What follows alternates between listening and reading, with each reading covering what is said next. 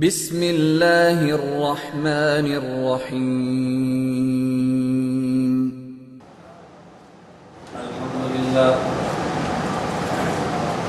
الحمد للہ نحمده ونستعینه ونستغفره ونؤمن به ونتوکل علیہ ونعوذ باللہ من شرور انفسنا ومن سیئات اعمالنا من يهده الله فلا مضل له ومن يضلل فلا هادي له ونشهد أن لا إله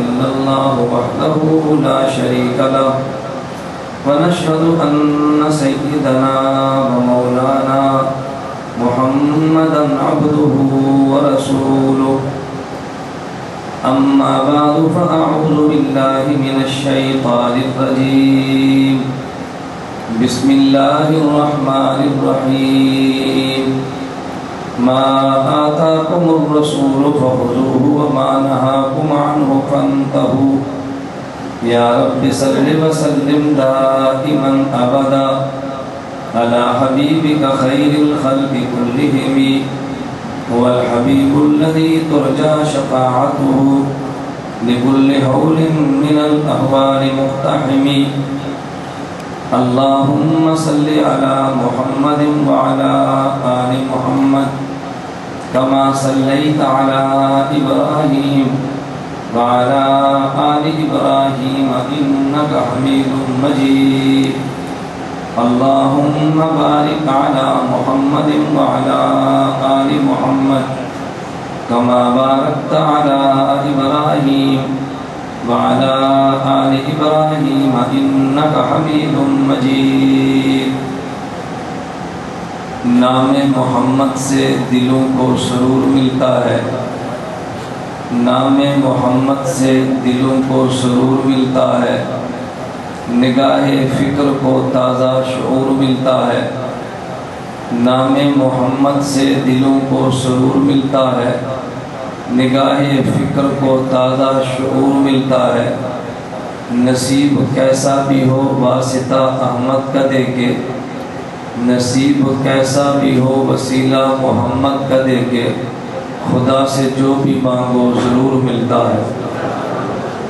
معزز علماء کرام، نہایت واجب الاحترام بزرگوں، مسلک اہل سنت والجماعت سے تعلق رکھنے والے وجود نوجوان دوستوں اور بھائیوں، سماعت فرمانے والی میری نہایت قابل صد احترام ماں اور بہنوں، آپ حضرات اور خواتین کے علم میں ہے کہ جامعہ علوم نبویہ للبنات گلشن راوی، جس کے بانی اور محترم جناب طاہر صاحب ہیں، اس مدرسے میں پڑھنے والی بچیاں ان کے نصاب کے مطابق اہم کتاب صحیح بخاری کی آخری حدیث کا درس ہے۔ اللہ رب العزت ان کو جزائے خیر عطا فرمائے کہ انہوں نے صحیح بخاری کی آخری حدیث کا سبق پڑھنے کا مجھے اور آپ کو بھی موقع فراہم کیا ہے۔ نبی کریم صلی اللہ علیہ وسلم نے فرمایا انما الاعمال بالنیات، وہاں پیغمبر نے یہ بھی فرمایا انما الاعمال بالنیات اور انما الاعمال بالخواتیم۔ جس طرح عمل کا مدار نیت پر ہے، اسی طرح عمل کا مدار خاتمے پر بھی ہے۔ اگر ہم حدیث اول میں شروع نہ ہو سکے، شرکت نہ کر سکے، تاہم حدیث آخر میں شرکت ہم نے بھی کی ہے۔ اللہ مجھے اور آپ کو اس کی نعمت کی قدر کرنے کی توفیق عطا فرمائے۔ میں آپ حضرات اور خواتین سے گزارش کروں گا، ہماری آج کی مجلس کو آپ جلسہ اور تقریر نہ سمجھیں، بلکہ آج کی مجلس کو آپ حضرات درس حدیث کا ایک سبق سمجھیں۔ اگر آپ نے سبق کی نیت کی تو نتیجہ اور نکلے گا، اگر آپ نے واعظ اور تقریر سننے کی نیت کی نتیجہ اور نکلے گا۔ یہاں جلسے سے اٹھنے کے بعد آپ سے کوئی پوچھے آج کہاں گئے تھے، آپ نے کہنا ہے جلسہ سننے کے لیے، لوگ کہیں گے یہ تو روزانہ سنتے ہیں، لیکن اگر کوئی پوچھے آپ کہاں گئے، آپ جواب دیں کہ ہم حدیث کا سبق پڑھنے کے لیے گئے، اور پھر پوچھے آپ نے سبق کس سے پڑھا ہے، میں تحدیث پہ نعمت کے طور پہ کہتا ہوں اگر آپ نے یہ فرما دیا کہ ہم نے سبق نام میرا لے کے فلاں سے پڑھا ہے، تو انشاءاللہ جو آپ کو گمراہ کرنے کی نیت کر چکا تھا اپنی نیت بدل لے گا۔ آپ ایک مرتبہ فرمائیں تو صحیح کہ ہمارا استاذ فلاں ہے، ہم شاگرد فلاں کے ہیں۔ مجھے اس کے ایک بات یاد آئی، یہاں لاہور خانقاہ امدادیہ اشرفیہ مال روڈ پہ حضرت اقدس عارف باللہ حضرت سیدی مرشدی مولانا حکیم محمد اختر دامت برکاتہم تشریف لائے۔ میں حضرت کی مجلس میں حاضر ہوا، کچھ اپنی کارگزاری پیش کی جس میں پمفلٹ، رسائل اور دعوت نامے تھے، اور میں نے اپنے نام کے آگے لکھا خلیفہ مجاز عارف باللہ حضرت اقدس مولانا شاہ حکیم محمد اختر دامت برکاتہم۔ ساتھ مجھے حجاب بھی آئے کہ میں نے کیوں لکھا۔ میں نے حضرت کو عرض کیا حضرت یہ میں نہیں لکھنا چاہتا تھا، مجھے ڈاکٹر عبد المقیم صاحب دامت برکاتہم نے فرمایا کہ لکھا کرو، میں نے ان کے کہنے پہ لکھا ہے، میری عادت نہیں ہے۔ میں جب صفائی دینے لگا، حضرت بڑے ہیں اور بڑے عجیب بات فرماتے ہیں، حضرت دامت برکاتہم فرمانے لگے کہ میرا تعلق بیت کا حضرت مولانا ابرار الحق ہردوئی رحمۃ اللہ علیہ سے ہے، جو خلیفہ حضرت حکیم الامت تھانوی نبر اللہ مرقدہ کے ہیں۔ میں نے حضرت سے پوچھا کہ جب اپنا نام لکھوں اپنے نام کے ساتھ خلیفہ مجاز مولانا ابرار لکھ لیا کروں۔ حضرت نے فرمایا اگر باپ بڑا ہو تو بتانا چاہیے فلاں کا بیٹا ہو، اگر اختر ہمارے اندر عیب نظر آتا ہے اور تم یہ بتاؤ کہ میں ابرار الحق کا روحانی بیٹا ہوں، اگر شرم آئے تو نہ لکھا کرو، اگر اعزاز سمجھو تو لکھا کرو۔ حضرت نے مجھے فرمایا آپ جھجک کر صفائی کیوں دیتے ہیں؟ اگر آپ سمجھتے ہیں کہ دنیا کو بتاؤ حکیم اختر کا روحانی بیٹا ہوں، اگر اعزاز اور فخر ہے تو پھر آپ لکھا کرو، اعزاز اور فخر نہیں تو آپ چھوڑ دو لکھنا۔ میں جو بات سمجھا رہا تھا، اگر آپ کو اعزاز محسوس ہو آپ کہہ دیں ہم نے بخاری کا سبق فلاں سے پڑھا ہے، اگر تمہیں عیب محسوس ہو تو پھر چھپاؤ اور پھر کہنا سبق نہیں پڑھا، ہم جلسے کے اندر گئے تھے۔ تو آپ نیت میں گزارش کروں گا بخاری کے سبق کی کر لیں۔ میں آج کی مجلس میں آپ کی خدمت میں 3 باتیں عرض کروں گا۔ نمبر 1 حدیث کسے کہتے ہیں، نمبر 2 علماء دیوبند کی خدمات حدیث کیا ہیں، اور نمبر 3 یہ جو بچیوں کے سبق کی آخری حدیث ہے اس پہ تھوڑی سی گفتگو، حضرت امام بخاری اس میں کیا پیغام دینا چاہتے ہیں۔ میں 3 باتیں عرض کروں گا اور اپنے وقت کا خیال کرتے ہوئے اس بات کو ذہن نشین فرما لیں۔ میں ایک بار عرض کر چکا ہوں، اتحاد اہل سنت والجماعت نو ویٹ اور نو لیٹ کے بنیاد پہ کام کرتی ہے۔ ہم انتظار کا موقع بھی نہیں دیتے اور تاخیر بھی نہیں کرتے۔ یہ بات میں نے کیوں کہی کہ میرے دوست ڈاکٹر بدر صاحب نے پوچھا کہ مولانا آپ لیٹ آئے، میں نے کہا نا میں تو 8:30 بجے کا پہنچا ہوں، مجھے اسٹیج پر دیر سے لائے ہیں۔ ایسا کبھی نہیں ہوتا کہ میں وعدہ کروں اور وعدے پر نہ پہنچوں، اللہ کی طرف سے گزر آئے تو بات الگ ہے۔ حالانکہ آپ اندازہ فرمائیں میں نے عرض کیا کہ ایسی باتیں بیان کرنا میری عادت نہیں، لیکن صرف کارگزاری کے طور پہ عرض کرتا ہوں کہ کل ایک بیان میرا بعد از نماز عصر تھا، دوسرا بیان بعد از نماز مغرب تھا، اور تیسرا بیان قبل از نماز فجر تھا، یعنی 3:30 بجے بیان ختم ہوا۔ اور اس کے بعد فجر کی نماز پڑھ کے میں نے سفر شروع کیا آپ کے لاہور کے لیے۔ احباب کہتے رہے پوری رات آرام نہیں کیا، سو جاؤ۔ میں نے کہا سو گیا تو پھر اٹھنا بڑا مشکل ہے، اور لاہور کو جو وقت دیا شاید نہ پہنچوں۔ اس کے بعد آپ آرام فرمائیں گے۔ میں نے ایک تقریب 4 بجے اس میں شرکت کرنی ہے، ایک بیان بعد نماز عصر ہے، ایک تقریب عشاء کے وقت ہے، اور پھر میرا آخری بیان قبل از نماز فجر گجرانوالہ میں ہوگا۔ پھر وہ سو جائیں گے تو میرا جمعہ حسن ابدال میں ہوگا، وہ جمعے کے بعد کیلولا کریں گے تو میرا مغرب کے بیان 12 کو اسلام آباد ہوگا، تو پھر وہ آرام کریں گے اور ہم رات کو اپنے سیمینار کی میٹنگ میں بیٹھ جائیں گے۔ تو الجھن تو مجھے ہونی چاہیے نا، لیکن مجھے الجھن کیوں نہیں؟ میں ایک مشن کو لے کر چلاؤں۔ اللہ مجھے اور آپ کو مشن کا درد عطا فرما دے۔ اللہ کی قسم پہ مسافتیں سمٹ جایا کرتی ہیں، پھر مسافتیں سمٹ جاتی ہیں، پھر آدمی کے سفر آدمی کے راستے میں رکاوٹ بنا نہیں کرتے۔ آپ حضرات نے دیکھا ابھی چند سال گزرے ہیں، ملک اور بیرون ملک کی فضا مسلک کے حوالے سے بدل چکی ہے۔ آپ کے علم میں ہماری تفصیلی کارگزاری نہیں، اور میں وہ سنانے کے لیے بیٹھا بھی نہیں۔ میں تو صرف یہ عرض کر رہا تھا آپ کے ذہن میں یہ نہ آئے کہ اعلان وقت اور کا تھا اور شاید مولانا لیٹ پہنچے ہیں۔ میرا دوست اگر وکیل ہی عدالت میں لیٹ آئے گا تو پھر بتاؤ تمہارے کیس کو لڑے گا کون؟ وکیل کبھی تاخیر سے نہیں آتا، اچھا وکیل ہمیشہ وقت پہ آتا ہے، اس نے کیس کو لڑنا ہوتا ہے۔ میں اس لیے گزارش کرتا ہوں ہم نو لیٹ اور نو ویٹ کی بنیاد پہ کام کرتے ہیں۔ چلیے میں اپنا مضمون سمیٹ کر بات کہتا ہوں۔ نمبر 1 حدیث کسے کہتے ہیں، نمبر 2 علماء دیوبند کی خدمات حدیث کیا ہے، اور نمبر 3 آج کا جو سبق ہم نے پڑھنا ہے اس میں حضرت امام بخاری نبر اللہ مرکزہ کیا میسج امت کو دینا چاہتے ہیں۔ جہاں تک تعلق پہلی بات کا ہے تو ممکن ہے آپ میں سے بعض حضرات کے ذہن میں یہ بات آئے کون نہیں جانتا حدیث کسے کہتے ہیں، یہ کوئی بات مولانا سمجھانے کی ہے؟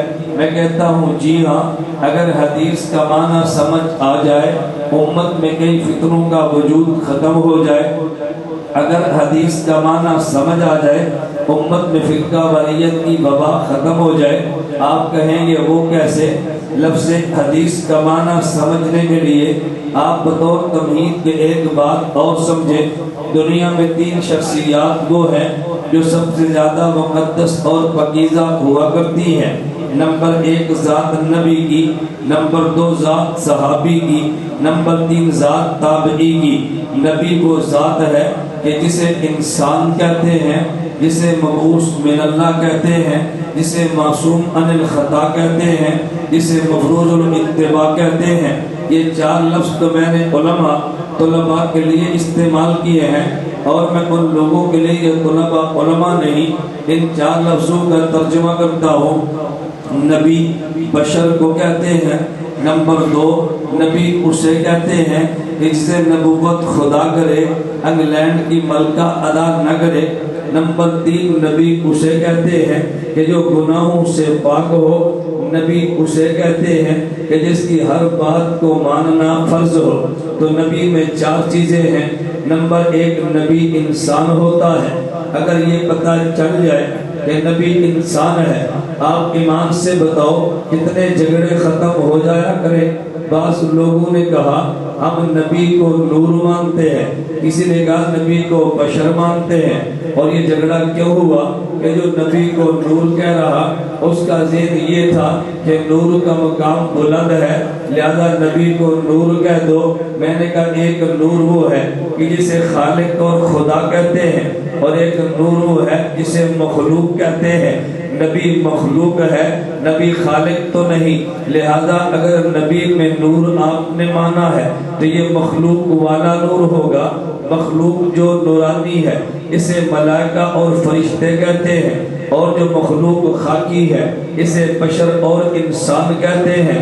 لیکن آپ نے کبھی غور کیا ہے کہ خدا نے سب سے پہلا خاکی بندہ جو بشر پیدا فرمایا ہے، تمام نورانی فرشتوں کو خدا نے اعلان فرمایا اسجدوا لآدم اے نورانی فرشتوں، تم نے حضرت آدم جو پہلا بشر ہے اس کو سجدہ کرنا ہے، تو خدا نے حضرت آدم پہلے بشر کو مسجود بنا دیا ہے، نورانی مخلوق کو ساجد بنا دیا ہے۔ اب تم مجھے بتاؤ مسجود اعلیٰ ہے یا ساجد اعلیٰ؟ ارے مسجود اعلیٰ ہوتا ہے تو ساجد ادنا ہوتا ہے۔ خدا نے بشر کو مسجود بنا کے، ملائک کو ساجد بنا کے یہ بتا دیا کہ بشر اعلیٰ ہے اور ملائک جو نوری مخلوق ہے یہ ادنا ہے۔ نمبر 2، حضرت آدم تو آدم ہے، لیکن حضرت محمد مصطفیٰ صلی اللہ علیہ وسلم یہ سید اولاد آدم ہے۔ جب خدا نے آدم کو پیدا کیا تو مسجود ملائک بنایا ہے، اور جب خدا نے سید اولاد آدم کو پیدا فرمایا ایک مقام وہ بھی آیا ہے کہ جب میرے خدا نے حضرت سید اولاد آدم کو سیر کے لیے اپنے عرش پہ بلایا ہے، عرش معلیٰ کو اس کی سیر گاہ بنایا ہے، میرا اللہ سیر کراتا ہے، حضرت آدم کو سیر کرائی ہے، ان کے لیے سیر گاہ جنت کو بنایا ہے، میرے اللہ نے سیر حضرت نوح کو کرائی ہے، ان کے لیے سیر گاہ جودی پہاڑ کو بنایا ہے، میرے اللہ نے سیر کرائی ہے، حضرت موسیٰ کے لیے سیر کا خدا نے طور سینا کو بنایا ہے، ابراہیم علیہ السلام کو سیر کرائی ہے، ان کے لیے سیر کا کبھی چیخا اور کبھی مینا کے میدان کو بنایا ہے، حضرت عیسیٰ کو سیر کرائی ہے، ارے بیت اللہ اور بیت المقدس کو سیر گاہ بنایا ہے، لیکن جب میرے پیغمبر سید اولاد آدم کی باری آئی ہے خدا نے عرش معلیٰ کو سیر گاہ بنایا ہے۔ میں تیرے عقیدے کو صاف کرنے کے لیے ایک جملہ درمیان میں اور بھی کہہ دیتا ہوں، ممکن ہے کوئی بندہ تجھے خراب کرنے کے لیے کہہ دے۔ یہ بتا اللہ پاک نے حضرت پیغمبر جو سید اولاد آدم ہیں ان کو معراج کے لیے کہاں بلایا، گفتگو کرنے کے لیے کہاں بلایا؟ تو تو نے کہنا عرش پہ بلایا، اس نے فوراً اگلی بات کہنی ہے، اگر خدا عرش پہ نہیں تھا تو بتا حضور کو عرش پہ کیوں بلایا ہے؟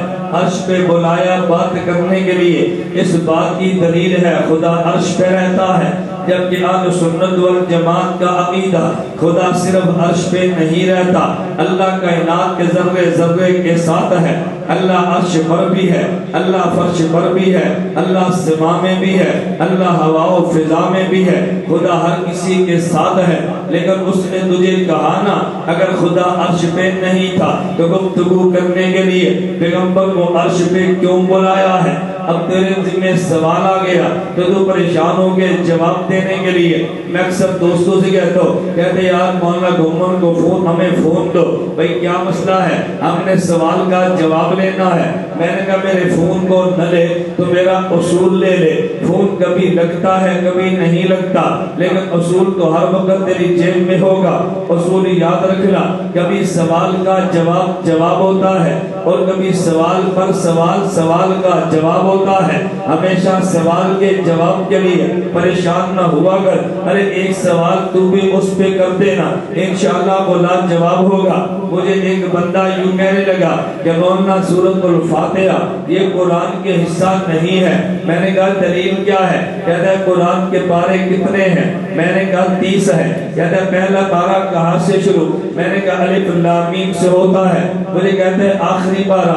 میں نے کہا عما یتساءلون سے۔ کہتے ہیں اگر فاتحہ قرآن ہوتی تو کوئی پارہ اس سے بھی تو شروع ہوتا، اس سے کوئی پارہ بھی شروع نہیں ہوتا۔ قرآن کے پارے تو 30 ہے، لہذا فاتحہ قرآن نہیں ہے۔ اب اگر یہ سوال تجھ سے کرتا تو تو نے جواب تلاش کرنا تھا، ہم نے جواب تلاش نہیں کیا، ہم نے بھی ایک سوال کیا ہے، ایک سوال تو نے کیا، ایک سوال ہمارا بھی ہے۔ میں نے اس سے کہا بیٹا یہ بتا قرآن کی صورتیں کتنی ہیں؟ کہتا ہے 114 ہے۔ میں نے کہا پھر قرآن 114 صورتوں کا نام ہے؟ کہتا ہے جی ہاں۔ میں نے کہا فاتحہ کو نکال دے تو کتنی بنتی ہے؟ کہتا ہے 113 بنتی ہے۔ میں نے کہا فاتحہ قرآن مانے گا تو 114 بنے گی، اگر فاتحہ قرآن نہیں مانے گا 114 بنتی ہی نہیں ہے۔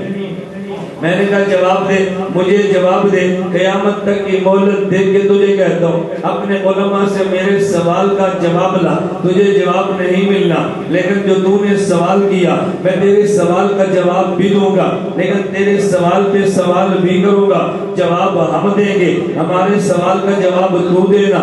میں نے کہا توجہ کرنا، اللہ نے قرآن کریم 30 پاروں کا بنایا لیکن 114 سورتوں کا بھی تو بنایا ہے۔ ارے سورہ بقرہ کا تعلق پہلے پارے دوسرے اور تیسرے سے ہے، اما یتساءلون سورۃ نبا کا تعلق ماہ تیسرے پارے سے ہے، لیکن سورۃ فاتحہ کا تعلق یہ پورے قرآن کے ساتھ ہے، اس کی وجہ سے ام القرآن کہتے ہیں، یہ پورے قرآن کا خلاصہ ہے، اور جو پورے قرآن کا خلاصہ ہو وہ ایک پارے کا حصہ نہیں ہوتا، وہ پورے قرآن کا حصہ ہوتا ہے۔ ہم کہیں گے پہلا پارہ الف لام میم سے شروع ہے، ارے دوسرا پارہ سیقولو سے شروع ہے، تیسرا پارہ تلک الرسل سے شروع ہے، اور آخری پارہ اما یتساءلون سے شروع ہے، تو پورا قرآن الحمدللہ سے شروع ہے، پارہ وہاں سے شروع ہے، پورا قرآن یہاں سے شروع ہے۔ میں نے کہا وہ سوال کرے گا، ایک سوال تو بھی کر دینا۔ اس نے یہ کہا اگر خدا عرش پہ نہیں رہتا، اس نے اپنے نبی کو گفتگو کرنے کے لیے پھر عرش پہ کیوں بلایا ہے؟ اسے کہتے پھر یہودی کہہ دے گا خدا کوہ طور پہ رہتا ہے۔ دلیل یہ ہے اگر خدا کوہ طور پہ نہیں رہتا حضرت موسیٰ کو گفتگو کرنے کے لیے طور پہ کیوں بلایا ہے؟ تو تیری دلیل یہ تھی خدا عرش پہ ہے، کیونکہ محمد کو گفتگو کرنے کے لیے صلی اللہ علیہ وسلم خدا نے عرش پہ بلایا ہے۔ تو پھر یہودی کہہ دے گا خدا کوہ طور پہ ہے، کیونکہ موسیٰ کو گفتگو کرنے کے لیے کوہ طور پہ بلایا ہے۔ اب تجھ سے جواب لینے کے بجائے اپنے جواب کی فکر پڑ جائے گی تو خود پریشان کیوں ہوتا ہے؟ ذرا اسے بھی تو پریشان کرنا، اپنے مولوی کے پاس یہ بھی تو جائے، کوئی کتاب یہ بھی تو کھگا لے۔ ہمیشہ تو نے خود کو پریشان کیا تھا، میں اس لیے کہتا ہوں دفاعی بات کو چھوڑ دے، تجھے اقدامی بات کرنی چاہیے، اس سے جواب نہیں بننا، لیکن تیرے پاس جواب موجود ہے۔ تو جواب یہ دے گا خدا پوری کائنات میں ہر جگہ پہ ہے، لیکن اللہ کا دل چاہے گفتگو کرنے کے لیے حضرت موسیٰ کو طور پہ بلا لے، حضرت محمد کو عرش پہ بلا لے، ساری جگہ تو اس کی ہیں، وہ ہر جگہ پہ ہے، اس لیے جو دلیل تو نے دی ہے وہ نہیں بنتی، ورنہ کل عیسائی یہودی کہہ دیں گے خدا وہاں پہ رہتا ہے، گفتگو کرنے کے لیے طور پہ جو بلایا ہے۔ میں بات یہ سمجھا رہا تھا کبھی سوال پہ سوال کرنا بھی سیکھنا۔ میں ایک جگہ اسی جگہ شہر لاہور میں آیا، ایک مجھے لڑکا کہنے لگا اور یہ مولوی صاحب ایک آئے ہیں اور انہوں نے بڑی عجیب بات کی ہے، مولانا جواب نہیں بن پڑا۔ میں نے کہا بھی جواب تیرا کام ہی نہیں ہے، نہیں بن پڑا تو پھر کیا ہوا؟ جواب تو میرا کام ہے، اگر مجھ سے جواب نہ بنے تو پھر گلہ ہونا چاہیے، کیس تو وکیل لڑتا ہے، موکل خود تو کیس نہیں لڑتا۔ مجھے بتا دلیل کیا ہے؟ کہتا ہے اس نے بڑی عجیب بات کی ہے۔ میں نے کہا آپ تو پریشان کیوں ہے؟ اس کی عجیب بات مجھے بتا تو صحیح نا۔ کہتا ہے وہ یہ کہہ رہا تھا کہ حنفی ہاتھ ناف کے نیچے باندھتے ہیں، یہ تو بہت بڑا جرم ہے۔ میں نے کہا جرم کیا ہے؟ کہتے دیکھو ناف کے نیچے ناپاک جگہ ہے، یہ ہاتھ ناپاک جگہ پہ باندھتے ہیں اور ہم ہاتھ سینے پہ باندھتے ہیں، یہ کتنی پاکیزہ جگہ ہے۔ کہتے اس کا جواب، میں نے کہا اس نے حدیث تو نہیں پڑھی، قرآن تو نہیں پڑھا، اگر قرآن پڑھتا تو پھر جواب قرآن سے تھا، اگر حدیث پڑھتا تو پھر جواب حدیث سے تھا۔ اس نے تجھے دلیل نہیں دی بیٹا، اس نے تجھے ڈکوسلا دیا ہے، دلیل اور ہوتی ہے، ڈکوسلا اور ہوتا ہے۔ میں مثال دینے کے لیے بات کہتا ہوں، میں نے کہا گجرانوالا ٹانگے اور گھوڑے بہت ہیں، ایک بابا اپنے ٹانگے پہ جا رہا تھا، پیچھے 125 پہ سوار FSC کا اسٹوڈنٹ بھی جا رہا تھا، اچانک بابے نے دائیں طرف اپنے ٹانگے کو موڑا تو نوجوان کا ایکسیڈنٹ ہونے لگا، تو مشکل بریک مار کے موٹر سائیکل کو روکا۔ اس نے غصے کے عالم میں کہا کہ بابا جی آپ نے دائیں طرف اگر مڑنا تھا آپ ہاتھ کا اشارہ دے دیتے تاکہ ایکسیڈنٹ نہ ہوتا۔ تو بابا جی فرمانے لگے بیٹا تجھے 3 گز لمبا بانس نظر نہیں آیا، تجھے 1.5 فٹ کا ہاتھ نظر آ جانا تھا۔ یہ بابا جی نے دلیل نہیں دی، بابا جی نے ڈکوسلا دیا ہے۔ کالج میں دلیلیں پڑھاتے ہیں، وہاں ڈکوسلے تو نہیں پڑھاتے۔ نوجوان خاموش ہے، جواب نہیں دے سکا، اور بابا بڑا مطمئن ہے کہ میری دلیل کا جواب نہیں آیا۔ بالکل یہ بھی ڈکوسلے بازی سے کام لیتا ہے اور دلیلوں کا دلیل سے بات نہیں کرتا۔ میں کہتا ہوں وہ کالج کا نوجوان تھا، اگر دیوبند کے مدرسے کا کچھ جیسا درویش ہوتا تو بابا جی کے ڈکوسلے کا جواب بھی دے دیتا۔ اگر میں وہاں پہ موجود ہوتا تو میں فوراً کہتا کہ بابا جی مڑنا تو 3 گز کا لمبا بانس تھا، لیکن 1.5 فٹ کا ہاتھ اس لیے باہر نکالتے ہیں یہ بتانے کے لیے کہ تھوڑی دیر بعد 3 گز کا لمبا بانس مڑنے والا ہے، اپنی حفاظت کر لو، اس لیے ہاتھ نکالتے ہیں۔ مڑنا تو 3 گز کے لمبے بانس نہیں تھا، ہم اس کا جواب بھی دے دیتے، اور بابا بغلے بجا کے نہ جاتا کہ میرے ڈکوسلے کا جواب نہیں دیا۔ میں نے کہا اس نے ڈکوسلا تمہیں دیا ہے، یہ دیوبند کے درویش کو نہیں دیا، ورنہ جواب ہم بھی دیتے۔ بولے کہتے ہیں مولانا کیا جواب دیتے؟ میں نے کہا توجہ رکھنا، میں اس کے سوال کا جواب بھی دیتا ہوں، اس پہ سوال بھی کرتا ہوں، اس کا جواب دے کر جا رہا ہوں، اور میرا سوال تیرے ذمہ قیامت تک مہلت ہے، جواب خود دے دے تو تیری مرضی، دنیا بھر کے مولوی جمع کر کے دے دے تو تیری مرضی۔ تو نے یہ کہا تھا اس ناف کے نیچے ناپاک جگہ ہے، تم ہاتھ ناپاک جگہ پہ باندھتے ہو۔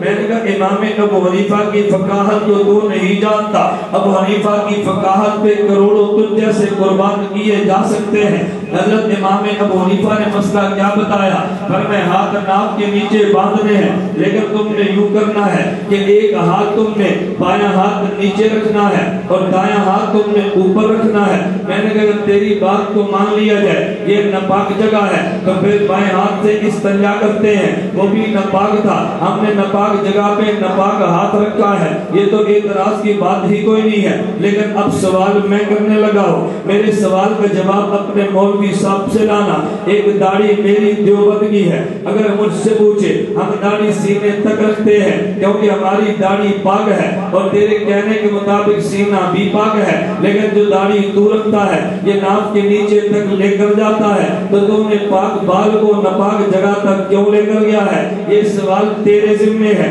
تیرے سوال کا جواب تو میں نے دیا۔ میں نے کہا تم گھبرایا نہ کرو، ہمیشہ تم سوال سن کے پریشان ہوتے ہو، بھئی ایک سوال تو بھی تو کر دینا تاکہ پتا چلے وہ کتنے علم اور پانی میں رہتا ہے۔ میں نے کہا نمبر 1 نبی اسے کہتے ہیں کہ جو انسان ہو، پہلا انسان آدم ہے، سید اولاد آدم کو حضرت محمد کہتے ہیں۔ جب خدا نے پہلا آدم پیدا کیا ہے تو مسجود ملائک بنا دیا ہے، اور جب خدا نے سید اولاد آدم کو پیدا کیا ہے تو پھر میرے اللہ نے جبریل کو بھیجا ہے، اس کو عرش تک لانا ہے۔ جبریل میں نے سیر کرانی ہے، خدا نے براق بھیجی ہے اوپر بٹھانے کے لیے۔ توجہ رکھنا، ادھر جانے والے کو سید البشر کہتے ہیں، اور لینے کے لیے آنے والے کو سید الملائک کہتے ہیں۔ سید البشر سوار بنا ہے اور سید الملائک اس کی رکاب پکڑ کے چلتا ہے۔ سید البشر کو مخدوم کہتے ہیں، سید الملائک کو خادم کہتے ہیں۔ ارے مخدوم اعلیٰ ہوتا ہے، خادم ادنا ہوتا ہے، یہ نوری مخلوق ادنا ہے اور یہ بشری خاکی مخلوق اعلیٰ ہے۔ ہم نے نبی کو اعلیٰ مانا ہے تو نبی کو ادنا کیوں مانتا ہے؟ خادم ادنا ہوتا ہے، خادم اعلیٰ نہیں ہوتا۔ یہ الگ بات ہے کہ تمہارے شہر کا خادم بھی اعلیٰ ہے، نہیں سمجھا؟ تمہارے شہر کا خادم، اس سے پوچھو بابا خادم بھی کبھی اعلیٰ ہوتا ہے؟ کہتے ہیں خادم اعلیٰ پنجاب، میں نے کبھی خادم تو ادنا ہوتا ہے، مخدوم اعلیٰ ہوتا ہے، تو نے خود کو خادم بھی کہا اعلیٰ بھی کہا، یعنی عجیب حکومت کا غرور ہے۔ خادم بھی کہنا ہے لیکن اعلیٰ کی دم بھی ساتھ لگانی ہے، بھئی تو خادم بن جا، اعلیٰ کے لفظ کو چھوڑ دے۔ کہنے کا خادم ادنا ہوتا ہے، مخدوم اعلیٰ ہوتا ہے۔ میں بات یہ بتا رہا تھا کہ نمبر 1 نبی انسان ہوتا ہے، نمبر 2 نبی مبعوث من اللہ ہوتا ہے۔ عمل سے نبی نہیں بنتا، یہ نبی تب بنتا ہے جب اللہ اس کو نبوت عطا فرما دے۔ نمبر 3 نبی معصوم عن الخطا، گناہوں سے پاک ہوتا ہے۔ نمبر 4 مفروض الاتباع، نبی کی ہر بات کو ماننا فرض ہوتا ہے۔ نمبر 2 پیغمبر کا صحابی کسے کہتے ہیں؟ رضی اللہ عنہ صحابی وہ بندہ ہے جو مومن بھی ہو، نمبر 2 اس کو پیغمبر کی صحبت بھی ملی ہو، اس میں عمل کی شرط نہیں ہے، اگرچہ صحابی نماز بھی پڑھتا ہے، صحابی روزے بھی رکھتا ہے، صحابی حج اور جہاد بھی کرتا ہے، باقی امت سے زیادہ کرتا ہے، لیکن شرط یہ نہیں ہے، شرط صرف اتنی ہی ہے اس کو صحبت پیغمبر مل جائے۔ نمبر 1 ایمان ہو، نمبر 2 صحبت نبوت ہو۔ یہ صحبت نبوت وہ عمل ہے جو باقی تمام اعمال سے اعلیٰ ہے، یہی وجہ ہے کہ جس کو صحبت زیادہ ملی ہے وہ امت میں سب سے آگے نکل گیا ہے۔ اگر صحابہ کو دیکھ لے تو پھر صحبت صدیق کو سب سے زیادہ ملی ہے، اگر اس پوری کائنات کو دیکھ لے تو گنبد خضرا کو صحبت پیغمبر کی زیادہ ملی ہے۔ اس لیے دیوبند والوں نے کہا ہے کہ پیغمبر کے صحابہ میں صدیق سب سے اعلیٰ ہے، بلکہ انبیاء کے بعد پوری انسانیت سے اعلیٰ ہے، اس کو پیغمبر کی صحبت زیادہ ملی ہے۔ اور گنبد خضرا کے وہ مٹی کے ذرے جو پیغمبر کے وجود سے ملے ہیں وہ خدا کے عرش سے بھی اعلیٰ ہیں۔ ارے وجہ یہ ہے کہ عرش کو پیغمبر کی صحبت نہیں ملتی، لیکن مٹی کے ذروں کو پیغمبر کی صحبت ملی ہے۔ ارے مقام تو صحبت سے بنا کرتے ہیں، اس لیے ہم نے کہا اللہ کے پیغمبر کے بعد صحابہ پوری کائنات میں اعلیٰ ہیں، جو کہ صدیق سب سے اعلیٰ تھا۔ اذ یقول لصاحبہ، قرآن نے اسی کے لیے لفظ صحبت کا اطلاق فرمایا ہے۔ نمبر 3 تابی کے اندر 3 باتیں ہیں۔ نمبر 1 اس نے ایمان بھی قبول کیا ہو، نمبر 2 صحابی کی صحبت بھی ملی ہو، نمبر 3 صحابی کے نقش قدم پہ چل کے عمل بھی کرتا ہو۔ یہی وجہ دیوبند کا موقف یہ ہے، ہم یزید کو تابی نہیں مانتے، کیونکہ تابی وہ ہوتا ہے کہ جس نے پیغمبر کے صحابہ کے نقش قدم پہ چلا ہو۔ یہ تو صحابہ کا قاتل ہے، بھلا قاتل کو تابی کہا کرتے ہیں۔ ہم حضرت حسین کو صحابی کہتے ہیں، حضرت امیر معاویہ کو صحابی کہتے ہیں رضی اللہ عنہما، لیکن یزید کو تابی نہیں کہتے۔ اتباع کے لیے ایمان بھی چاہیے، صحبت صحابی بھی چاہیے اور اتباع بھی چاہیے۔ تابی تو اتباع سے بنا ہے۔ ہاں البتہ حضرت امام اعظم نعمان بن ثابت اسے تابی کہتے ہیں۔ وجہ یہ ہے حضرت امام اعظم ابو حنیفہ نے صحبت اختیار کی، حضرت انس بن مالک کی صحبت اختیار کی، عبداللہ بن انیس کی صحبت اختیار کی ہے، عبداللہ ابن ابی اوفا کی صحبت اختیار کی ہے، عبداللہ بن حارث بن جوز الزبیدی کی صحبت اختیار کی ہے، حضرت واصلہ بن اسقا کی صحبت اختیار کی ہے، عائشہ بنت اجرت کی رضی اللہ عنہ۔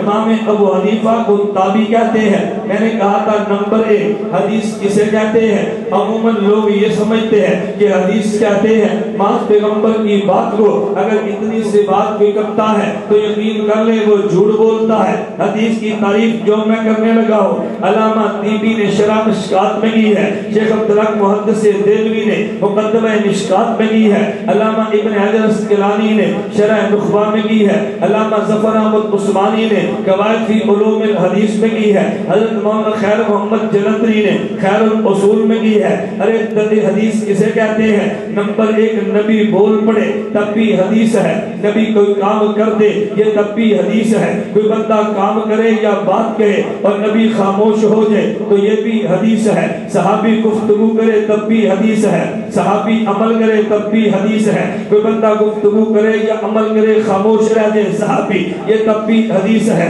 تابعی کا قول بھی حدیث ہے، تابعی کا فعل بھی حدیث ہے، کوئی تابعی کے سامنے عمل کرے یا آدمی بات کرے تابعی خاموش رہ جائے یہ بھی حدیث ہے۔ مگر تو حدیث کا معنی نبی کا قول و فعل تقریر حدیث ہے، صحابی کا قول و فعل تقریر حدیث ہے، ارے تابعی کا قول و فعل تقریر حدیث ہے۔ میں علماء کے لیے بات کہتا ہوں عوام اس بات کو سمجھے کہ حدیث کی 3 قسمیں اپنی منتہا کے اعتبار سے ہے، یعنی حدیث کہاں جا کے ختم ہوتی ہے؟ اگر حدیث نبی پہ جا کے ختم ہو اسے مرفوع کہتے ہیں، اگر صحابی پہ ختم ہو اسے موقوف کہتے ہیں، اگر تابعی پہ ختم ہو اسے مقطوع کہتے ہیں۔ اگر تابعی کا قول و فعل تقریر حدیث ہی نہیں ہے تو پھر مقطوع حدیث کی قسم کیسے بنی ہے؟ اگر صحابی کا قول و فعل تقریر حدیث نہیں ہے تو پھر یہ موقوف حدیث کیسے بنی ہے؟ میں کہتا تو اس لیے موقوف بھی حدیث ہے، مقطوع بھی حدیث ہے، اور مرفوع کو تو سارے حدیث مانتے ہیں۔ میں اس پہ ایک دلیل اور بھی دینے لگا ہوں۔ حضرت امام بخاری کی صحیح بخاری جو تیرے سامنے موجود ہے، اس میں 9082 روایات موجود ہیں، جن میں مرفوع بھی ہیں، موقوفات بھی ہیں، مقطوعات بھی ہیں۔ ارے مقررات کو ملا کے 9082 ملتی ہے۔ میں نے آخر میں جو حدیث پڑھنی ہے میں اس کو بطور دلیل کے بھی لاؤں گا، لیکن جو بندہ یہ بات کہتا ہے کہ یہ بخاری شریف احادیث کی کتاب ہے، اسے پھر ماننا پڑے گا۔ اقوال صحابہ حدیث ہے، ورنہ بخاری ان کو ذکر صحیح بخاری میں نہ کرتا۔ تابعین کے اقوال بھی حدیث ہے، ورنہ امام بخاری ان کو صحیح بخاری میں ذکر نہ کرتا۔ یہ سارے احادیث ہے۔ تو پھر میں یہ بات کہنے لگا، حدیث کسے کہتے ہیں؟ ان لفظوں کو نوٹ کر لے۔ نبی کے قول و فعل تقریر کو حدیث کہتے ہیں، صحابی کے قول و فعل تقریر کو حدیث کہتے ہیں، تابعی کے قول و فعل تقریر کو حدیث کہتے ہیں۔ ارے جس کی ہم تقلید کرتے ہیں امام اعظم ابو حنیفہ نعمان بن ثابت، یہ بھی تابعی ہے۔ میں نے اس کے تابعی ہونے پہ دلیلیں عرض کر دی ہیں، تو پھر یہ بات مجھے کہنا پڑے گی امام اعظم ابو حنیفہ اس کا قول و فعل تقریر بھی حدیث ہے۔ تو پھر ابو حنیفہ کے جو مسائل ہے بنایا میں موجود ہے۔ حضرت امام مالک سے پوچھا گیا، سئل مالک کم قال ابو حنیفہ فی الاسلام، امام ابو حنیفہ نے کتنے مسئلے بتائے ہیں؟ فرمایا 60,000 مسئلے بتائے ہیں۔ یہ 60,000 مسائل 60,000 احادیث ہیں۔ تو جو ان 60,000 مسائل کو نہیں مانتا وہ 60,000 احادیث کو نہیں مانتا، اور منکر حدیث کو اہل حدیث نہیں کہتے۔ اگر اہل حدیث کہلوانا ہے امام ابو حنیفہ کے 60,000 مسائل کو ماننا ہے۔ اگر 60,000 مسائل نہیں مانتا، مجھے دنیا تجھے اہل الحدیث کہہ دے، میں تجھے ہرگز نہیں کہتا، میں دلیل کی بنیاد پہ کہتا ہوں۔ میں نے کہا نمبر 1 حدیث کسے کہتے ہیں؟ نمبر 2 خدمات علماء دیوبند حدیث کے بارے میں کیا ہے؟ حضرات علماء دیوبند نے جو خدمات حدیث پیش کی ہیں، یہ تو بڑا لمبا مضمون اور بڑا وسیع موضوع ہے کہ دیوبند نے حدیث پہ کتنا کام کیا ہے۔ میں بڑی شارٹ کٹ بات کہتا ہوں، کیونکہ میں نے بخاری کے سبق پر بھی بات کرنی ہے، بڑی شارٹ کٹ بات کہتا ہوں۔ یہ ہمارا مدرسہ جامعہ علوم نبویہ للبنات، یہ وفاق المدارس العربیہ پاکستان کے ساتھ ملحق ہے، اور وفاق المدارس العربیہ پاکستان یہ 24 جون 1959 کو بنا ہے۔ آج تاریخ کون سی ہے؟ 24 آج بھی 24 جون ہے نا۔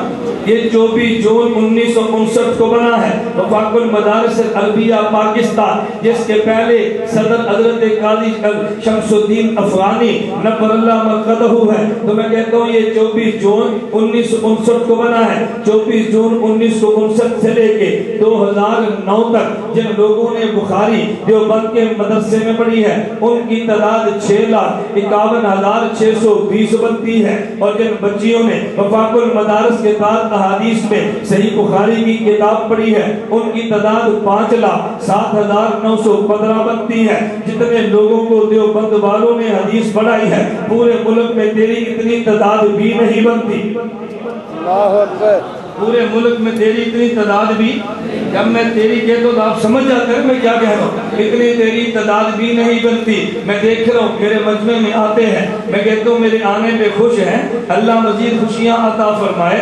اگر تم میرے آنے پر پریشان ہے اللہ اس کی پریشانیاں دور فرمائے۔ ہم بد دعائیں نہیں دیتے، ہم تو دعائیں دیتے ہیں۔ جو آنے پہ خوش ہیں اللہ مزید خوشیاں عطا فرما، ہمارے آنے پر پریشان ہے اللہ اس کی پریشانیاں دور فرما۔ میں کہہ رہا تھا توجہ رکھنا، ارے تو دیوبند پہ بات کرتا ہے، دیوبند والوں نے کتنی حدیث خدمت، صرف بخاری کی بات میں کرنے لگا ہوں۔ علماء دیوبند نے بخاری پہ کتنا کام کیا ہے، اگر بات تعلیم کی آئی ہے تو ان علماء دیوبند نے 1959 سے لے کے 2009 تک جن مردوں کو صحیح بخاری پڑھائی ہے ان کی تعداد 6,51,620 بنتی ہے، اور جن عورتوں کو بخاری شریف کا درس دیا ہے ان کی تعداد 5,07,000 1915 بنتی ہے، اور علماء دیوبند نے جو بخاری پہ کام کیا ہے، حضرت مولانا رشید احمد گنگوہی نفر اللہ مرقدہ ہوگی، یہ حضرت رشید احمد گنگوہی نفر اللہ مرقدہ ہوگی، تقریر جنجوہی موجود ہے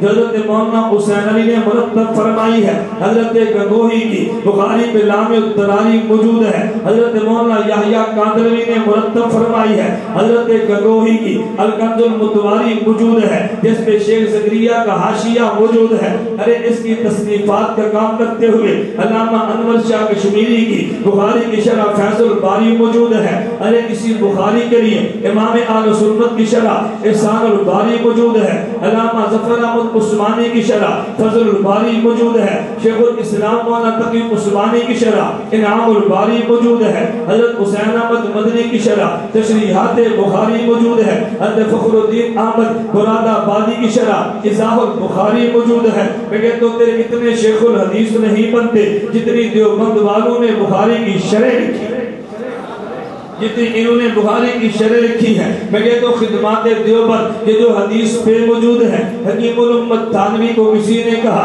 حضرت عوام کے لیے کتاب دے دے تاکہ ان کو مسئلوں کا پتہ چل دے۔ حکیم الامت تھانوی نے بہشتی زیور لکھ کے دی ہے، یہ بہشتی زیور اٹھا کے یتیم پھرتا ہے، مسکین بندے بندے کو کہتا ہے اور یہ میری نماز نبی دیکھو، حدیثیں موجود ہیں۔ حکیم الامت تھانوی کی بہشتی زیور دیکھو، حدیثیں موجود نہیں ہیں۔ میں نے کہا اس لیے میں تجھے ظالم دجال کہتا ہوں جو دھوکہ دیتا ہے۔ حضرت تھانوی کا کمال یہ ہے ان نے 2 کتابیں لکھی ہیں، ایک کتاب خدمات حدیث میں بہشتی زیور لکھی ہے کہ جس میں حدیثیں 2 نہیں لکھی، حدیثوں سے مسئلے نکال کے امت کو دے دیے ہیں۔ نمبر 2 اعلاء السنن 21 جلدوں میں لکھی ہے، اوپر مسئلہ موجود ہے، نیچے میرے پیغمبر کی احادیث موجود ہے۔ حضرت تھانوی کی بات تو یوں کرتا، تجھے کہنا یہ چاہیے تھا، کہتا ہے دیوبند والے بھی عجیب لوگ ہیں، دیوبند والے بھی عظیم لوگ ہیں، اگر عوام کو دیکھے بغیر دلیل کے کتاب لکھ دی ہے تاکہ عوام پریشان نہ ہو، اور ان کو دیکھو علماء کے لیے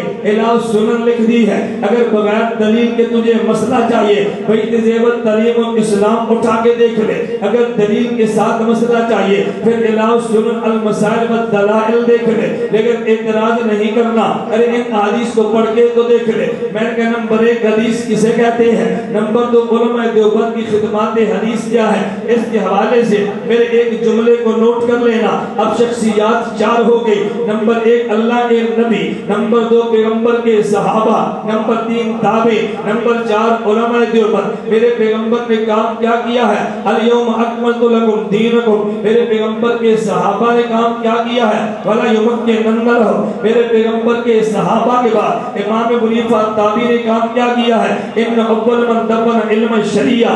آپ میں ترجمہ بھی کرتا ہوں تاکہ آپ یہ نہ کہیں کہ شاید عربی لفظ کیا استعمال کیا، حضرت نبی نے کام یہ کیا، دین مکمل کر کے امت کو دیا ہے۔ صحابہ نے کام کیا کیا، جب دین آیا اجنبی تھا، کوئی جگہ دینے کے لیے تیار نہیں تھا، صحابہ نے دولت بھی دی ہے، اپنی اولاد بھی قربان کی ہے اور دین کو جگہ بھی دی ہے، لیکن صحابہ میدان جنگ میں تھے، لکھ نہیں سکے۔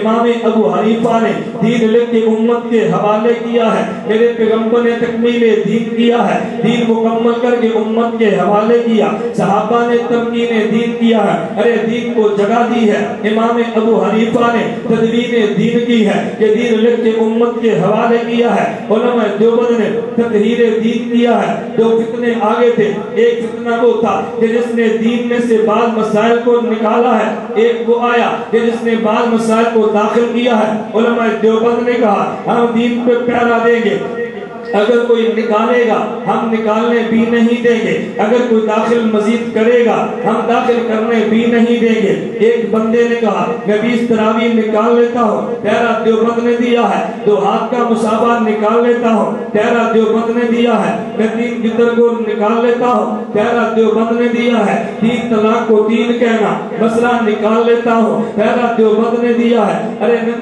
پگڑی پہن کے نمازیں پڑھنا مسئلہ نکال لیتا ہوں تو پہلا دیوبند نے دیا ہے۔ 2 ہاتھ کا مسابہ نکال لیتا ہوں تو پہلا دیوبند نے دیا ہے۔ ایک وہ آیا جو دین سے مسئلے نکال رہا تھا تو پہلا دیوبند نے دیا ہے۔ ایک نے کہا جب یہ فوت ہو جائے تو قبر پہ اذان دینی ہے تو پہلا دیوبند نے کیا ہے۔ نانا قبروں پہ اذانیں نہیں دینی، یہ بھی عجیب لوگ ہیں۔ پوچھا اذان کیوں دیتے ہیں، کہتا ہے اس لیے اذان دیتا ہوں تاکہ شیطان نہ ہے. میں نے کہا وہاں تو شیطان نے آنا ہی نہیں ہے, شیطان نے اپنا کام تو پورا کر دیا, مرنے کے بعد شیطان نے مار کھانے کے لیے آنا ہے. اب شیطان آ کر کیا کرے گا؟ یہ ٹھکائی تیرا کام ہے, شیطان کو مصیبت کیا پڑی ہے آنے کے لیے, اس لیے اذان کی حاجت ہی نہیں ہے. علماء دیوبند نے پیرا دیا ہے. میں صرف مثالیں گنوا رہا تھا کہ بعضوں نے دین میں اضافہ کیا تو دیوبند نے پیرا دیا, بعضوں نے دین میں کمی کی ہے تو دیوبند نے پیرا کیا. دیوبند نے تطہیر دین کا کام کیا, پاک کر کے دین امت کے حوالے کر دیا.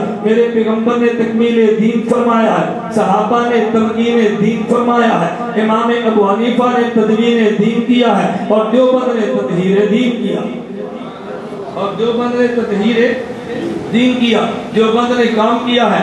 آخری بات کہ یہ جو حضرت امام بخاری نور اللہ مرقدہ نے یہ کتاب النکاح کے آخر میں حدیث لائے ہیں, اس حدیث کو ذرا سمجھنے کی کوشش کرنا. حضرت امام بخاری نور اللہ مرقدہ نے حدیث لائے ہیں, لیکن حدیث سے پہلے امام بخاری نے باب قائم کیا ہے. میرے الفاظ پہ توجہ کرنا. حضرت امام بخاری فرماتے ہیں باب قول الرجل لصاحب الارستم اللیلۃ.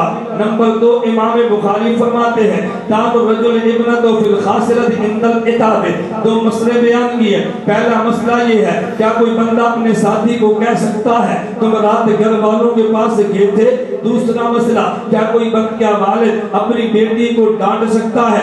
مسئلے 2 بتائے ہیں. آگے امام بخاری حدیث پیش کرتے ہیں وفی قال حدثنا محمد بن یوسف قال اخبرنا مالک قال اخبرنا مالک عن عبد الرحمن بن المالک عن ابیہ عن عائشہ قالت آتبنی ابو بکر فجعل یقرنی بیدی فی خاسرتی لا یمنعنی من التحرک الا مکان رسول اللہ صلی اللہ علیہ وسلم براسو علی فخذی. اب حضرت امام بخاری کے دلیل پہ غور کرنا.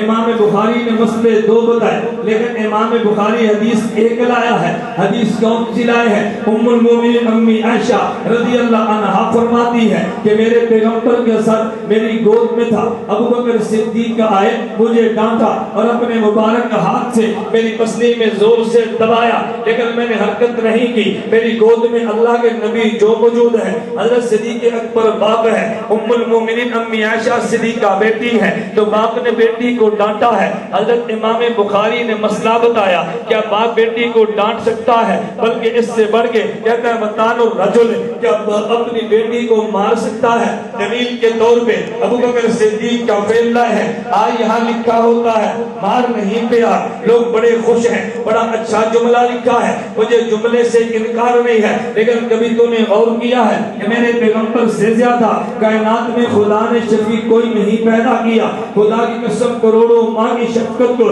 میرے پیغمبر کی جوتی پہ قربان کیا جا سکتا ہے. میرے پیغمبر نے تو یوں فرمایا مرو اولادکم بالصلاۃ وهم ابناء السبع. اگر تمہاری اولاد 7 سال کی ہو جائے نماز کا حکم دینا ہے. وضربوہم وهم ابناء 10.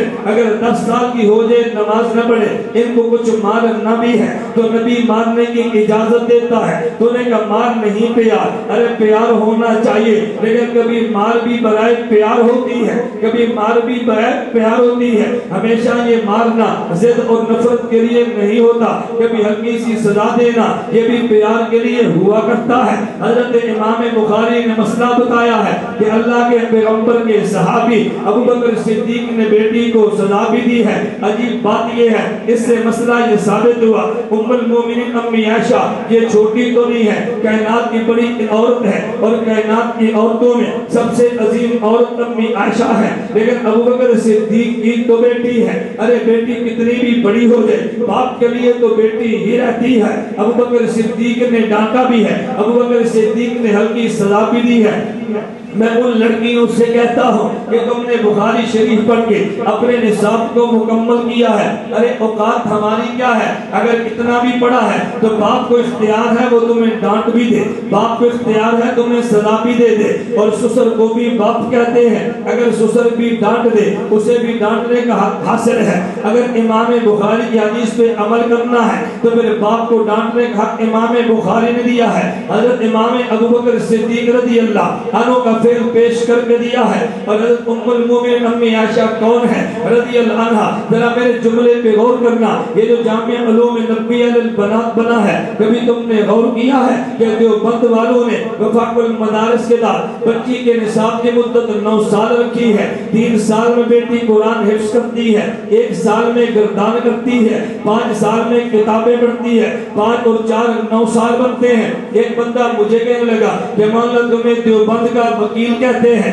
یہ جو تم نے بنات کے مدرسوں کے لیے 9 سال کا نصاب رکھا ہے, کوئی تمہارے پاس دلیل ہے؟ میں نے کہا اتنی مضبوط دلیل ہے کہ جس کا تو انکار ہی نہیں کر سکتا. کہتے ہیں دلیل کیا ہے؟ میں نے کہا اللہ نے میرے پیغمبر کو مکہ مکرمہ میں ام المومن خدیجہ کبریٰ دی ہے. جب میرے پیغمبر کی عمر 40 سال ہے, امی ام المومن خدیجہ کبریٰ کی عمر 65 سال ہے. جب نبی 40 سال کے ہیں, اعلان نبوت کیا ہے, دنیا بھر سے ظلم کے پہاڑ توڑے ہیں. میں تجربے کی بنیاد پہ یہ بات کہتا ہوں, پوری دنیا کے دکھ ایک طرف ہو جائے اور بیوی سکھ دے دے تو دنیا کے دکھ نہیں لگا کرتے. اگر پوری دنیا سکھ دے دے اور گھر کی بیوی دکھ دے دے, سارے سکھ ختم ہو جایا کرتے ہیں. میں نے زندگی اپنی تاریخ میں بچپن سے لے کے آج تک گزاری ہے. میں تاریخ کا بندہ یہ سمجھتا ہوں, خدا کی قسم بندہ تاریخ میں اس وقت تک کامیاب ہوتا ہی نہیں ہے جب بندے کی پشت پہ بیوی کی خدمات نہ ہو. میرے پیغمبر نے دین حق کا اعلان کیا ہے, دنیا دکھوں کے لیے آئی ہے. خدا نے خدیجہ الکبریٰ دی ہے, اس نے پیغمبر کے دکھوں کو بانٹا ہے. لیکن جب میرے پیغمبر مدینہ منورہ آئے ہیں, اب دکھوں کا دور ختم ہے. اب میرے پیغمبر کے سکون و آرام کے دن اس معنی میں کہ دشمن حملہ نہیں کر سکتا, اب دشمن ڈانٹ نہیں سکتا, دشمن پیغمبر کو وہ زبان استعمال نہیں کر سکتا جو مکے میں ہوئی ہے. اب ضرورت اس بات کی تھی میرا پیغمبر مدرسہ بنا کے دین کی تعلیم دینا شروع کر دیتے. میرے پیغمبر نے تعلیم کے لیے صفحہ بنایا ہے, وہاں پہ مردوں پڑھنا شروع کیا ہے. میرے پیغمبر نے گھر کے مسائل امت کو دینے تھے. میرے خدا نے انتخاب امی عائشہ کا کیا ہے رضی اللہ عنہا. ام المومنین امی عائشہ کا نکاح ہوا, عمر 7 سال بنتی ہے. امی عائشہ کی رخصتی ہوئی, عمر 9 سال بنتی ہے. جب پیغمبر دنیا سے گئے ہیں, ام المومنین امی عائشہ کی عمر 18 سال بنتی ہے. تو پھر میں آج کے لفظوں میں یوں کہتا ہوں, جب امی عائشہ کا داخلہ ہوا عمر 7 سال بنتی ہے. جب ریگولر کلاس لگی ہے تو عمر 9 سال بنتی ہے. اور جب امی عائشہ فارغ ہوئی عمر 18 سال بنتی ہے.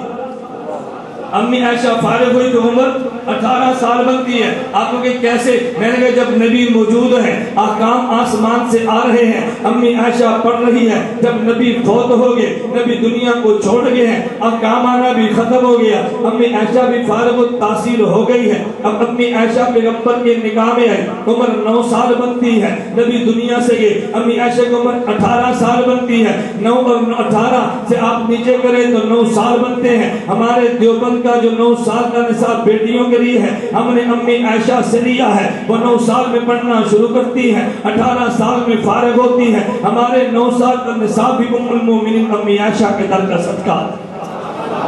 ہم نے تو نصاب بھی وہاں سے لیا ہے, ام المومنین امی عائشہ رضی اللہ تعالی عنہا سے لیا ہے. توجہ رکھنا, میں جو بات سمجھا رہا تھا, حضرت امام بخاری نے باب قائم کیا ہے. امام بخاری نے فرمایا کہ باپ اپنی بیٹی کو سزا دے سکتا ہے. دلیل کے طور پہ حضرت امام بخاری جملہ کون سا ہے؟ حضرت ابو بکر صدیق کے بارے میں امی عائشہ فرماتی ہیں, جالیت انہی بیدہی, اپنے ہاتھ سے ابو بکر صدیق نے مجھے مارنا شروع کیا ہے. میرے دوست یہ بتاؤ, ابو بکر صدیق صحابی ہیں, یہ نبی تو نہیں ہے. ام المومن امی عائشہ رضی اللہ عنہا صحابیہ ہیں, ارے یہ نبی تو نہیں ہے. میں بھی یہی بات کہہ رہا تھا, ہمیشہ نبی کی بات حدیث نہیں ہے, ارے صحابی کے قول و فعل بھی حدیث ہے. اگر یہ حدیث نہ ہوتا, امام بخاری بطور دلیل کے حضرت ابو بکر صدیق کا فعل کیوں لاتے, تو پھر دیوبند کے موقف کو امام بخاری نے پیش کیا ہے. میں تو بخاری یہ میسج دینا چاہتا ہے کہ کسی مسئلے پہ اگر نبی کے فعل کو پیش کیا جا سکتا ہے تو صحابی کے فعل کو بھی پیش کیا جا سکتا ہے. ارے امام بخاری بتانا چاہتے ہیں کہ نبی بھی حجت ہے تو صحابی بھی حجت ہے. یہی بات دیوبند والے کہتے ہیں, نبی بھی حجت ہے, صحابی بھی حجت ہے. نبی کو حجت نہ مانے تب بھی بے ایمان ہے, صحابی کو حجت نہ مانے تب بھی بے ایمان ہے. حضرت امام بخاری نے مسئلہ دیا ہے دلیل کے طور پہ. ابو بکر صدیق رضی اللہ عنہ ام المومنین امی عائشہ سے طریقہ امام بخاری لائے ہیں۔ اچھا عجیب بات یہ ہے، امام بخاری مسئلے دو بتاتے ہیں۔ نمبر ایک، کیا کوئی بندہ اپنے دوست سے کہہ سکتا ہے رات گھر والوں کے پاس گئے تھے؟ امام بخاری حدیث نہیں لایا۔ دوسرا مسئلہ بیان کیا، کیا باپ بیٹی کو سزا دے سکتا ہے؟ پھر امام بخاری حدیث اور دلیل لایا ہے۔ یہی بات تو دیوبند والے کہتے ہیں، ارے مجتہد کی مرضی ہے، مسئلے پہ دلیل دے دے یا مسئلے پہ دلیل نہ دے، اس کی بات کو مانا جاتا ہے، جرا نہیں کرتے۔ یہ بخاری کا نام لے کے امت میں فتنہ پھیلانے والا کہتا ہے ہر مسئلے پہ حدیث ضروری ہے۔ پھر میرا سوال یہ ہے، اگر ہر مسئلے پہ حدیث ضروری ہے، امام بخاری مسئلے دو دے کے ایک مسئلے پہ حدیث کیوں نہیں پیش کرتے؟ اس کی وجہ یہ ہے، امام بخاری امام شافعی کا مقلد ہے بقول امام شاہ ولی اللہ، بقول حضرت امام تاج الدین سبکی، امام احمد بن حنبل کا مقلد ہے بقول ابن تیمیہ اور بقول ابن قیم۔ امام بخاری جو کہ مقلد تھا، بات مقلدین والی کرتا ہے۔ اگر امام بخاری غیر مقلد ہوتا تو بات غیر مقلدین والی کرتا۔ تو کہتے ہیں مسئلہ تب ہوگا جب حدیث موجود ہو۔ بخاری مسئلہ دیتا ہے،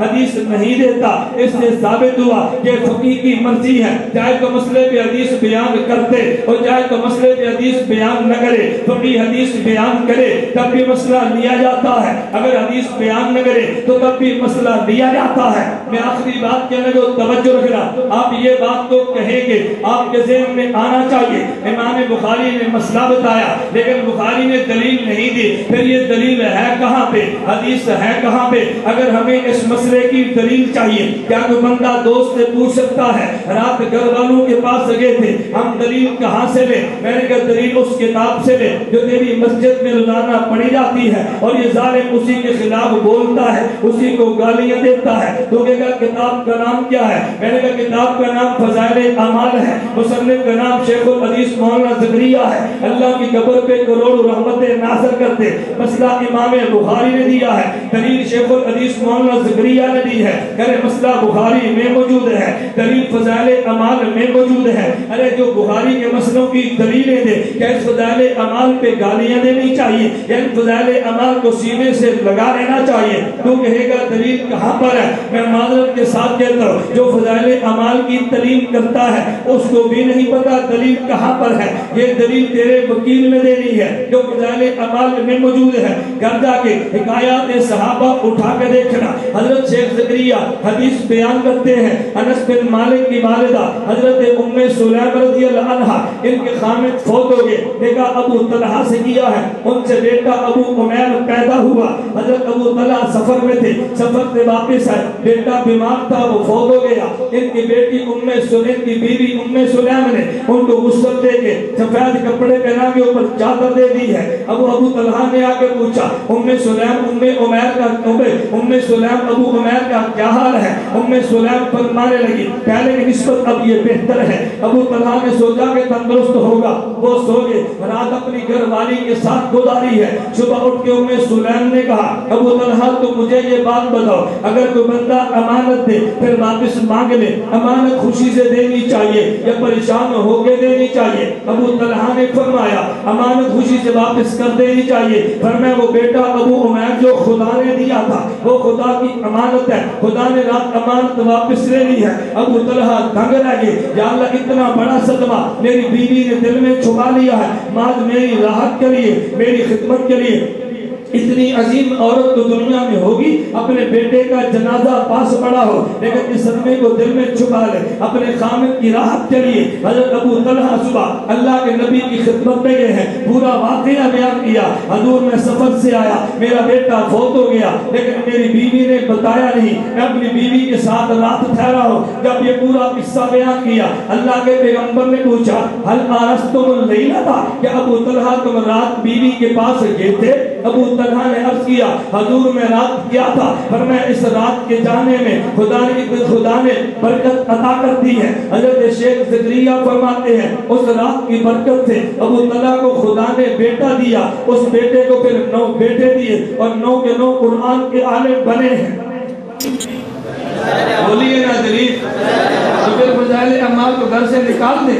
فضائل اعمال پر اعتراض شروع کر دے. میں کہتا ہوں عقل کے تیری مت ماری گئی ہے. اپنے مولویوں کو یہ بات جا کر بتا, اس وکیل کی بات بتا, اور بھائی جو مسئلہ بخاری میں ہے اس کی دلیل فضائل اعمال میں ہے. اس کتاب کو سینے سے لگا, کتاب کو باہر نہ پھینکا کر. میں اس لیے کہتا ہوں اس بیوقوف میں عقل ہی نہیں ہے. اگر عقل ہوتی کبھی فضائل اعمال پہ اعتراض نہ کرتا. مجھے کبھی لوگ کہتے ہیں کہ مولانا تم کیسے کہتے ہو اس میں عقل نہیں ہے. میں نے کہا یار دلیل موجود ہے, منطق کا ایک ضابطہ بیان کیا جاتا ہے, القضایا قیاسات و ماہا, جسے دعویٰ مت دلیل کہتے ہیں. یہ ایسا دعویٰ جس پہ دلیل موجود ہے. لوگ کہتے کیا ہے, میں نے کہا ادھر دیکھو, اگر کسی بندے کے پاس پیسے ہیں وہ جیب بھی لگواتا ہے, اور اگر پیسے موجود ہیں تو پھر بٹوا بھی لگتا ہے نا. اگر پیسے نہیں ہے تو بٹوے کی حاجت بھی نہیں ہے. اگر کسی بندے کے سر میں دماغ ہوگا, حفاظت کے لیے ٹوپی بھی چاہیے, اوپر پگڑی بھی چاہیے. عقل ہی نہیں ہے, حفاظت کے لیے ٹوپی پگڑی کی ضرورت بھی نہیں ہے. جو بند والوں کے پاس عقل بھی ہے, یہ ٹوپی بھی پہنتے ہیں, پگڑی بھی پہنتے ہیں, ادھر عقل بھی نہیں ہے, حفاظت کے لیے ٹوپی اور پگڑی کی ضرورت بھی نہیں ہے. مزے ہیں بھائی, تمہارے مزے ہیں. عقل نہ تو پھر کہتے ہیں نا مزے. اس لیے بازار میں چلے تو چلتے ہی دیکھ لیں کیسے چلتا ہے. چال بتاتی ہے کہ مزے لے رہا ہے, چال بتاتی ہے ظالم مزے لیتا ہے. نماز میں آ کر کھڑا ہو تو لگتا ہے یہ مزے لے رہا ہے. مجھے ایک بندہ کہنے لگا یہ امام ابو حنیفہ کی بات نہیں مانتے. میں نے کہا یہ خدا کی نہیں مانتا تو ابو حنیفہ کی بات کہتا ہے. کہتے جی کیا مانا؟ کہتے جن کے پاس جاؤ نا یہ ادب سے سلام نہیں لیتے. میں نے کہا خدا کے سامنے سینہ تان کے کھڑا ہے, اگر تیرے سامنے سینہ تانتا ہے تجھے تعجب بھی کیا ہے؟ یہ تو مسجد میں آئے, وہاں سے ڈاکو بھی جھک جاتا ہے مگر یہ جھکنے کے لیے تیار نہیں ہے. ایک سپاہی ایس ایچ او کے سامنے جائے وہ بھی ظالم سر پہ ٹوپی لے لیتا ہے. یہ خدا کے دربار میں بھی ٹوپی نہیں لیتا. یہ خدا کا ادب نہیں کرتا. تجھے فکر ہے تیرا ادب نہیں کرتا. تو دعا کر اللہ اس کو اپنے ادب کی توفیق عطا فرما دے. اللہ مجھے اور آپ کو مسئلہ سمجھنے کی توفیق عطا فرمائے. تو امام بخاری نے مسئلے بتائے ہیں, میں نے آپ کی خدمت میں عرض کی. شریعت کے اندر تصویر کھنچوانا منع ہے, اور جس گھر میں تصویر ہو وہاں رحمت کے فرشتے داخل نہیں ہوتے. آج کل لوگ اعتراض کرتے ہیں مولوی حضرات تقریر تصویر کیوں کھنچواتے ہیں. آج کل ہمارے اسٹال پر ہمارے قائدین کی تصویریں فروخت اصلاح فرمائیں. اب ذرا اصولی بات اچھی طرح سمجھ لیں. ایک ہے تصویر کی حرمت اور ایک ہے تصویر کی تعریف. ایک ہے تصویر کی حرمت اور ایک ہے تصویر کی. میں بھی کہتا ہوں تصویر حرام ہے. لا تدخل الملائکۃ بیتا فیہ کلب ولا تصاویر. لیکن سوال یہ کہ تصویر کہتے کسے ہیں, یہ حدیث پاک میں نہیں ہے. اب تصویر کی تعریف کیا ہے؟ جو کسی کو تصویر کہہ دے گا حرام بھی کہے گا, تصویر نہیں کہے گا تو حرام بھی. ایک تصویر وہ ہے کہ جو آپ کاغذ پہ پرنٹ کرتے ہیں, اور ایک آپ کی تصویر وہ ہے کہ جب آپ آئینے کے سامنے جائیں تو تصویر بنتی ہے. آپ تالاب پہ کھڑے ہوں تصویر بنتی ہے. اب ان دونوں میں فرق کیا ہے؟ وہ جو آپ نے پرنٹ کاغذ پہ کیا ہے یہ تصویر کسی حال میں ختم نہیں ہوتی, ہر وقت موجود ہے. لیکن جو آئینے کے سامنے ہیں, آپ کھڑے ہیں تصویر ہے, آپ نہیں کھڑے تصویر نہیں ہے. آپ پانی کے سامنے ہیں تصویر ہے, ہٹ جائیں تو تصویر نہیں ہے. آپ نے جو یہ ڈیجیٹل کیمرے میں تصویر بنائی ہے, اگر آپ آن کریں کمپیوٹر کو تصویر آتی ہے, اگر آپ ختم کریں سی ڈی موجود ہے مگر تصویر نہیں آتی. اب مسئلہ اس میں ہے کہ ڈیجیٹل کیمرے کی تصویر ہے یا تصویر نہیں ہے. جنہوں نے تصویر فرمایا انہوں نے حرام بھی فرما دیا, جو تصویر نہیں کہتے وہ حرام بھی نہیں فرماتے. شیخ الاسلام مولانا محمد تقی عثمانی دامت برکاتہ کوئی معمولی آدمی ہے, اور دیوبند کی رائے کیا ہے؟ دیوبند والے کہتے ہیں کہ جو بات سکرین کے باہر حرام ہے سکرین کے اندر بھی حرام ہے. جو سکرین کے باہر جائز ہے سکرین کے اندر بھی جائز ہے. کیا معنی؟ اگر عورت باہر ہو تب بھی دیکھنا گناہ ہے, عورت سکرین کے اندر ہو تب بھی دیکھنا گناہ ہے. اب مرد ہے اگر باہر ہو تو مرد کے لیے تب بھی دیکھنا جائز ہے, سکرین کے اندر ہو تب بھی دیکھنا جائز ہے. ایک بات یاد رکھنا, میرے بارے میں غلط بات زبان نہ پھیلانا. میں فتویٰ نہیں دے رہا, میں اکابر کی رائے نقل کر رہا ہوں. میں نے دونوں رائے نقل کی ہے کہ جو ڈیجیٹل کیمرے کو تصویر کہتے ہیں وہ حرام بھی کہتے ہیں, اور جو تصویر نہیں کہتے وہ حرام بھی نہیں کہتے.